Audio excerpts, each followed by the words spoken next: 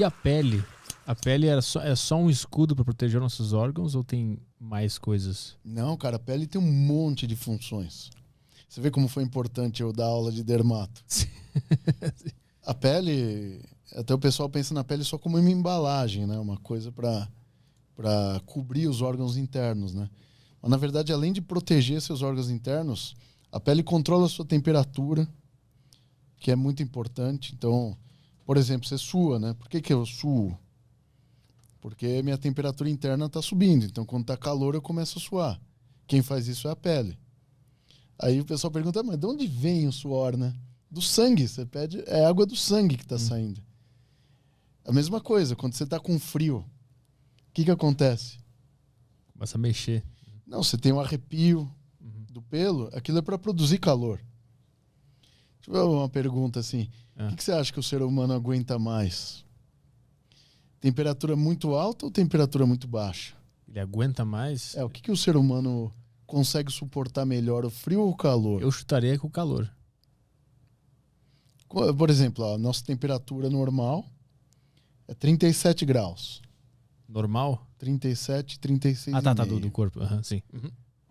Aí quando a pessoa tem uma febre, se chegar a 42 já era. 41 já tá mal pra caramba. Então eu aguento aí cerca de 5 graus acima do normal.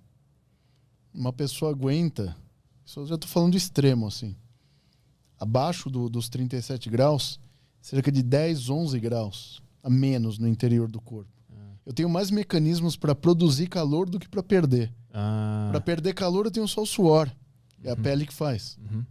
Mas para ganhar calor eu tenho o arrepio, que tem um músculo que arrepia o pelo.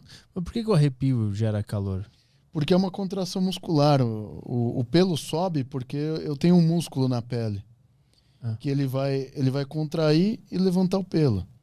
E a contração muscular gera calor. O trabalho muscular gera calor. E também ela se fecha para não entrar mais frio, é isso? Não, ou é só a contração que gera o calor? Não, porque não tem a ver com poro o frio, né? Tá. Tem a ver com captação de sensibilidade na pele mesmo.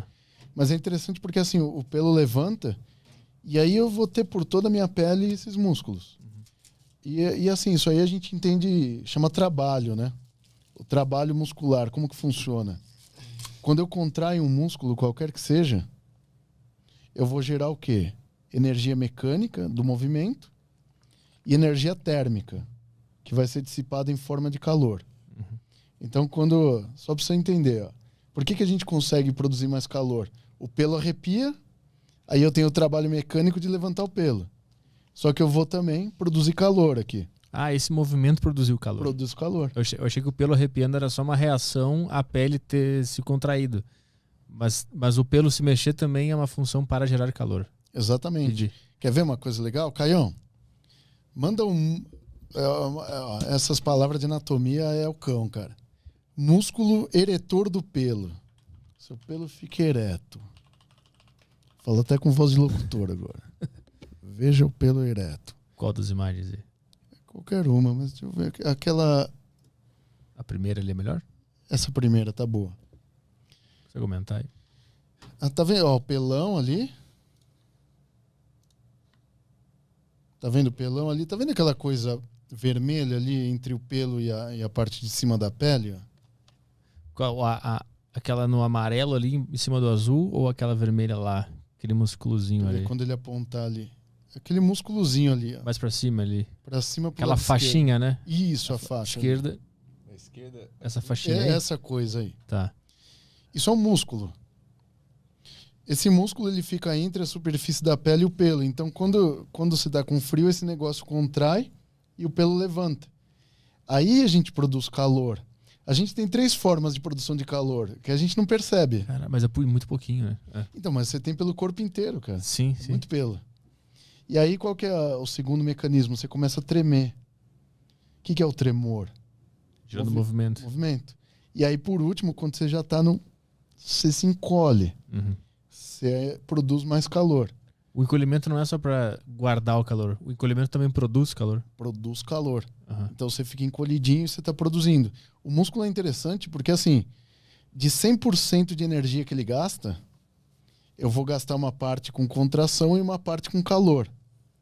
Isso é muito louco. O que você acha que gasta mais, cara? Para contrair ou para gerar calor? Que gasta mais energia? Puta, intuitivamente parece que é para contrair. Para gerar calor, cara. Eu gasto, por exemplo, se eu tiver 100 quilocalorias para gastar, olha o nome, quilocaloria. É uma coisa que gera calor. Sim. Dessas 100 quilocalorias, o rendimento do músculo é baixo. Eu utilizo mais ou menos 25 quilocalorias, 25% dessa energia para contrair, os outros 75% da energia para produzir calor. Seu corpo é uma máquina de produzir calor, cara.